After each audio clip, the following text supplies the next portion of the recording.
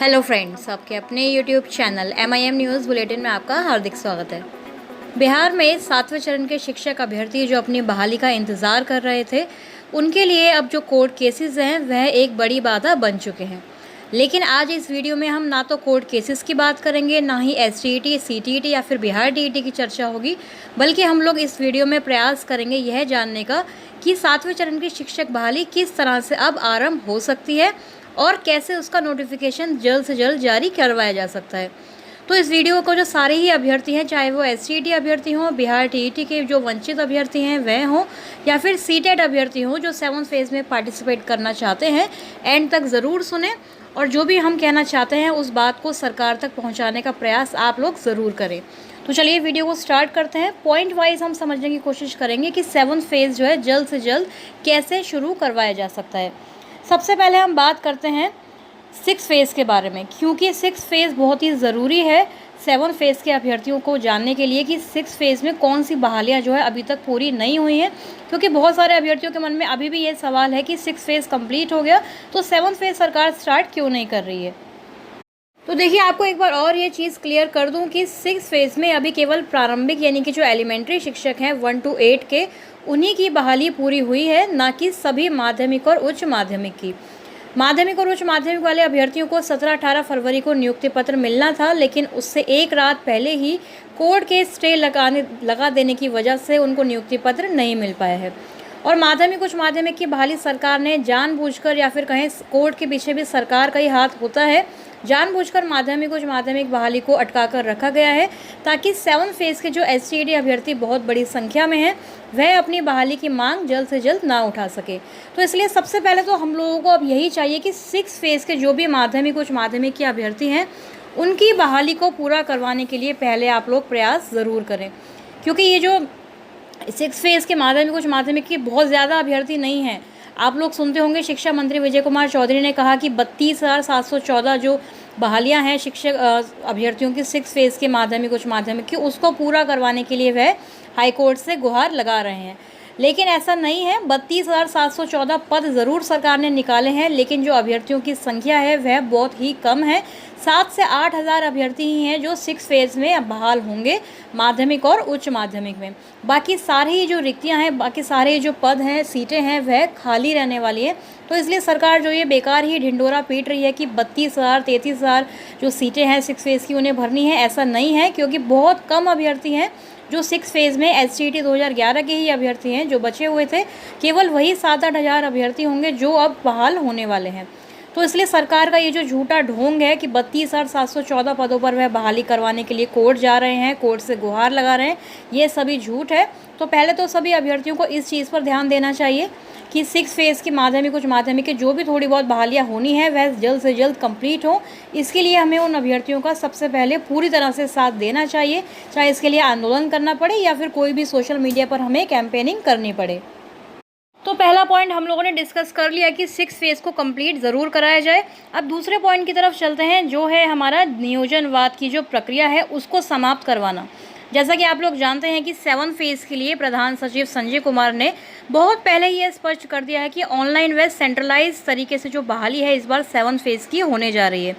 और आप लोगों को बता दें कि जो ऑलरेडी इन सर्विस टीचर्स हैं उनके लिए एक वेब पोर्टल का निर्माण किया जा चुका है, जिससे उनकी जो सारी डिटेल्स हैं, सैलरी वगैरह का, पे फिक्सेशन वगैरह का जो सारा जो ब्यौरा है वह देखा जा सकता है। तो बिल्कुल उसी तरह से एक वेब पोर्टल का निर्माण 7th फेज़ के लिए भी करवाया जाना चाहिए, ताकि जो नियोजनवाद की प्रक्रिया है उससे अभ्यर्थियों को छुटकारा मिल सके। हालांकि हम लोग जब 7th फेज़ में चयनित होंगे तो हम कहलाएंगे नियोजित शिक्षक ही, नियमित शिक्षक नहीं कहलाएंगे।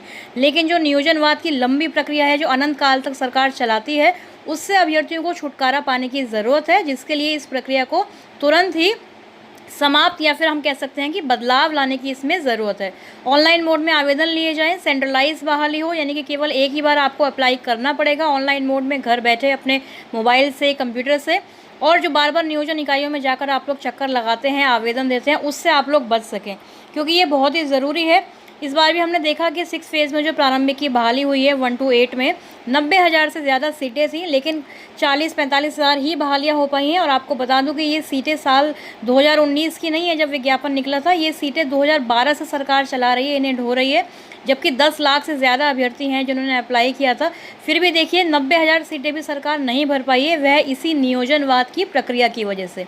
तो दूसरा पॉइंट हमारा यही है कि नियोजनवाद की प्रक्रिया में सरकार जो है बदलाव करे, और उसके लिए देखिए इस पॉइंट को हम रिलेट कर सकते हैं नियमावली में संशोधन से भी, क्योंकि नियमावली जब तक संशोधित नहीं होगी, नियमावली में हालांकि पहले से लिखा गया है कि एक वेब पोर्टल का निर्माण, एक सॉफ्टवेयर का निर्माण करके आवेदन वगैरह लिए जा सकते हैं, लेकिन नियोजन इकाइयों की जो स्वायत्तता है उसको बरकरार रखना है। तो नियोजन इकाइयों को समाप्त नहीं करना है, केवल नियोजनवाद का जो मेथड है, जो प्रोसीजर है, उसमें हम लोगों को बदलाव लाने की ज़रूरत है। इसके लिए भी हमें अपनी जो आवाज़ है उसको ज़ोर शोर से उठाना चाहिए। तीसरा जो इम्पोर्टेंट पॉइंट है वह होगा सभी ज़िलों के जो डीईओ हैं, डीएम हैं, या फिर खुद प्रधान सचिव संजय कुमार हैं, उनको जाकर उनसे जाकर अभ्यर्थियों को ज़रूर मिलना चाहिए, ज्ञापन सौंपना चाहिए लेटर के फॉर्म में, या फिर किसी भी तरह से आप लोगों को जाकर डीईओ, डीएम और जो सचिव हैं, प्रधान सचिव, उनसे जाकर रिक्तियों का आकलन करने की बात करनी चाहिए। क्योंकि बहुत पहले से सभी ज़िलों में ये जो लेटर हैं इस तरह के वायरल होते हुए हमें नज़र आए थे कि रिक्तियों का आकलन हो रहा है, गणना हो रही है सीटों की, लेकिन अभी तक कितनी रिक्तियां हैं, कितने शिक्षक रिटायर हुए हैं, कितनी 6 फेज़ की रिक्तियां खाली रहने वाली हैं, इन सब का आकलन करके एक पूरी जो रिपोर्ट है वह अभी तक अभ्यर्थियों के समक्ष नहीं पहुंच पाई है। तो सबसे पहले ये काम भी हम लोगों को करना चाहिए। अगर हम पटना नहीं जा सकते, अगर हम बीएसईबी ऑफिस नहीं जा सकते, लेकिन हम अपने ज़िले के जो डीईओ ऑफिस हैं वहाँ जाकर यह पता ज़रूर कर सकते हैं। जैसा कि हम लोग जब एसटीईटी सर्टिफिकेट कलेक्ट करने गए थे तो वहाँ जब पूछा गया था कि जो रिक्तियाँ हैं वह कितनी हैं, तो उन लोगों ने बताया था कि अभी रिपोर्ट हम लोगों के पास ये मौजूद नहीं है। हालांकि रिक्तियाँ बहुत ज़्यादा हैं हर ज़िले में, माध्यमिक में भी और उच्च माध्यमिक में भी, और प्रारंभिक में तो आप लोग देख ही रहे हैं 1 to 8 में कितनी सारी सीटें जो हैं 6 फेज़ की, आधे से ज़्यादा सीटें खाली हैं। तो 40-45 हज़ार सीटें तो 6 फेज़ की ही खाली हैं 1 to 8 में, और उसके बाद और भी बहुत सारे जो नए स्कूल्स हैं उनको अपग्रेड किया गया है, तो वहाँ पर भी रिक्तियाँ सारी कैलकुलेट करके विभाग द्वारा ये जल्द से जल्द बताई जानी चाहिए। अगला जो महत्वपूर्ण पॉइंट है वह हम लोगों का होना चाहिए नोटिफिकेशन जारी होने को लेकर। देखिए आप लोग कोर्ट केसेस के चक्कर में पड़ते हैं, हम लोग खुद ही कोर्ट केसेस करते हैं। हालांकि सरकार के कुछ ऐसे एजेंट इसके पीछे ज़रूर कार्य करते हैं जो कभी ना कभी कोई ना कोई कोर्ट केस, चाहे वह एसटीईटी से रिलेटेड हो या फिर बिहार टीईटी से रिलेटेड हो, करवाने के लिए हमेशा तत्पर रहते हैं। खुद एसटीईटी मामले में आप लोगों ने देखा है कि 5 से 6 नहीं बल्कि 10-11 केसेस हैं जो चल रहे हैं। पिछले दिनों हमने कंप्यूटर साइंस वाला मामला देखा था, कोर्ट केस चल रहा है। उसके बाद मेरिट वाला केस चल रहा है, नॉट इन मेरिट वाले अभ्यर्थियों का केस है, ऑल क्वालिफाइड की बात है। विज्ञापन को लेकर एक केस किया गया है कि विज्ञापन के आधार पर सीधी नियुक्ति हो जानी चाहिए। तो देखिए इन सब चीज़ों पे अभी हमें ध्यान नहीं देना है, क्योंकि कोर्ट तो अपने अनुसार ही काम करेगा। और भारत में, खासकर बिहार में, आप लोग जानते हैं कि कोर्ट का क्या हाल है, कितने कम जज होते हैं, वकील होते हैं, कभी नहीं आते हैं। तो इसलिए सुनवाई पे हमें ध्यान नहीं देना है कि सुनवाई हुई है या नहीं हुई है। हम लोगों की जो केवल डिमांड होनी चाहिए वह होनी चाहिए कि नोटिफिकेशन जल्द से जल्द जारी करे सरकार।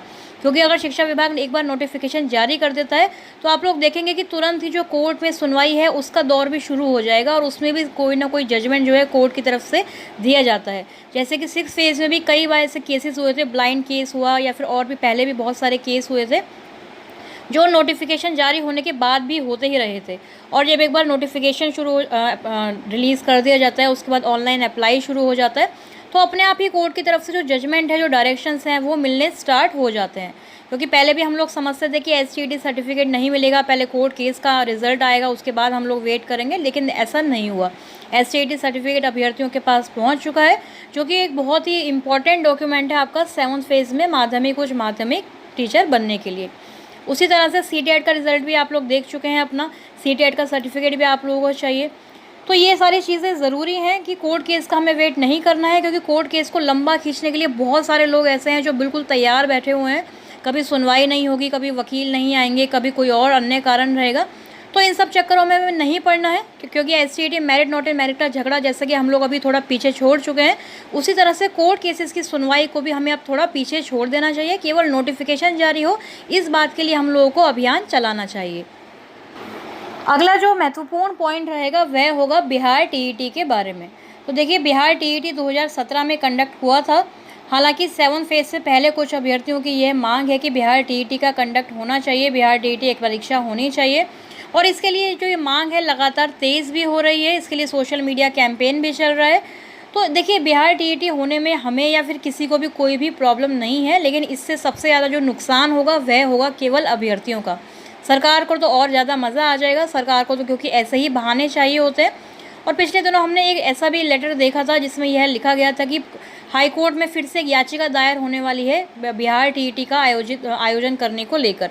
तो देखिए, सरकार खुद ही ये सारे एजेंट्स ढूंढती रहती है कि कोई ना कोई अभ्यर्थियों का ऐसा ग्रुप बनाया जाए, ऐसे लोगों से याचिका दायर करवाई जाए कि बिहार टीईटी का कंडक्ट करवाना है 7th फेज़ से पहले।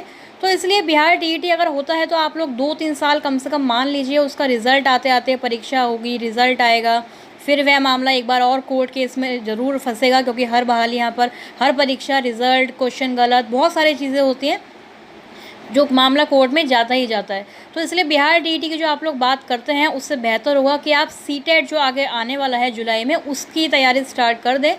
उसमें आप लोग क्वालिफाई अगर हो जाते हैं तो ज़रूर ही आप 7th फेज़ में पार्टिसिपेट कर लेंगे। अब कुछ अभ्यर्थी यह भी कहते हैं कमेंट सेक्शन में कि ठीक है, फिर सीटेट जुलाई में आएगा, उसके बाद ही 7th फेज़ का नोटिफिकेशन आए। तो देखिए, इस चीज़ का तो कोई गारंटी नहीं दे सकता है कि सरकार कब ये नोटिफिकेशन रिलीज़ कर देगी, क्योंकि सरकार भी यही चाहती है कि नोटिफिकेशन हम रिलीज़ कर दें 7th फेज़ का, उसके बाद ये लोग बिहार टीईटी के लिए कोर्ट में जाएँ और फिर जो ऑनलाइन आवेदन होगा उस पर कोर्ट स्टे लगा दे। सरकार यही चाहती है। तो इस तरह के मौके आप सरकार को ना दें, एक बार नोटिफिकेशन जारी होने दें ताकि कुछ अभ्यर्थियों का उसमें भला हो जाए। ऑनलाइन अप्लाई होगा तो जल्द से जल्द ये प्रक्रिया भी पूरी हो जाएगी। तो इस तरह की चीज़ों पर आपको ध्यान देने की ज़रूरत है, ना ही फालतू बातों पर। अगले पॉइंट पर हम चलते हैं, जो हमारा रहेगा महिलाओं की सीटों पर पुरुष अभ्यर्थियों को मौका मिलना चाहिए। ये हम क्यों कह रहे हैं, क्योंकि 6th फेज़ में हमने देखा था कि ऐसे बहुत सारे स्कूल्स हैं जहाँ पर महिला की सीटें जो हैं खाली ही रह गई हैं। उस कैटेगरी के पुरुष अभ्यर्थियों को अगर वहाँ पर स्थान मिलता तो आज और ज़्यादा अभ्यर्थी जो हैं 6th फेज़ में चयनित हो पाते। तो ये भी एक बहुत इंपॉर्टेंट पॉइंट है जो आप लोगों को अपनी मांगों में, अपने जो मांग पत्र होते हैं उसमें ज़रूर शामिल करना चाहिए, क्योंकि महिलाएँ जो हैं अगर कम हैं, रिजर्वेशन की वजह से पुरुष अभ्यर्थियों को उन सीटों पर मौका नहीं मिल पाता है और इस वजह से ना ही विद्यार्थियों को शिक्षक मिल पा रहे हैं, स्कूलों में सीटें खाली रह जाती हैं। तो ये पॉइंट भी ज़रूर रेज़ करना चाहिए कि महिलाओं की सीटों पर पुरुष अभ्यर्थियों को, उसी कैटेगरी के पुरुष अभ्यर्थियों को बहाल किया जा सके। आखिर में जो एक इम्पॉर्टेंट पॉइंट रहेगा वह हम लोगों का होगा एकजुटता। देखिए, एकजुटता जो होती है, एकता जो होती है, उसमें बहुत ज़्यादा ताकत होती है। प्रारंभिक शिक्षक विज्ञप्ति जारी करने के लिए 7th फेज़ में जो है अभ्यर्थी अलग से ट्विटर कैंपेन चलाते हैं। STET अभ्यर्थी अपने अलग से बात करते हैं। वहीं 6th फेज़ के जो थोड़े बहुत अभ्यर्थी हैं माध्यमिक, उच्च माध्यमिक के, वह अपना अलग ही आंदोलन करने जाते हैं। तो देखिए, इस तरह से कभी भी सरकार जो है आप लोगों पर ध्यान नहीं देगी।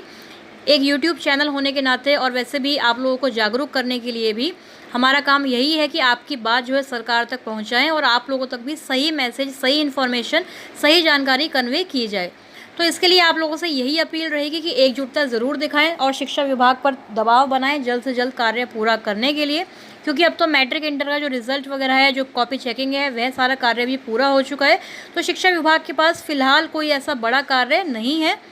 तो इसलिए आप लोगों को चाहिए कि सभी एकजुट होकर पहले 6th फेज़ के माध्यमिक, उच्च माध्यमिक की जो बहाली प्रक्रिया है उसको पूरा करवाने पर जोर दें। उसके बाद आप लोग सभी केवल प्रारंभिक की बात ना करें, केवल माध्यमिक की बात ना करें, केवल उच्च माध्यमिक की बात ना करें, बल्कि केवल यही डिमांड रखें कि 7th फेज़ की जो नोटिफिकेशन है, जो अधिसूचना है, उसको सरकार जारी करे, ऑनलाइन सेंट्रलाइज तरीके से बहाली स्टार्ट करी जाए और महिलाओं की सीटों पर पुरुष अभ्यर्थियों को बहाल किया जाए। तो उम्मीद है कि आपको समझ में आया होगा। खासकर जो नियोजन की प्रक्रिया है उसमें ज़रूर सरकार बदलाव करे, नियमावली में संशोधन करे, चाहे किस भी बेसिस पर बहाली करनी है सरकार को, सीटेट, STET मार्क्स पर करनी है बहाली या फिर किसी भी तरह से करनी है, लेकिन जो नियोजन की लंबी प्रक्रिया है उससे अभ्यर्थियों को इस बार ना गुजरना पड़े। तो फ्रेंड्स, अभी के लिए यही सारी चीज़ें थी, यही इन्फॉर्मेशन आप तक कन्वे करनी ज़रूरी थी। अभी के लिए इतना ही। आगे कोई भी अगर अपडेट आती है, कोई भी इंपॉर्टेंट इन्फॉर्मेशन आपके साथ में ज़रूर शेयर करूँगी 7th फेज़ से रिगार्डिंग। इस वीडियो में फ़िलहाल इतना ही। Thank you for watching.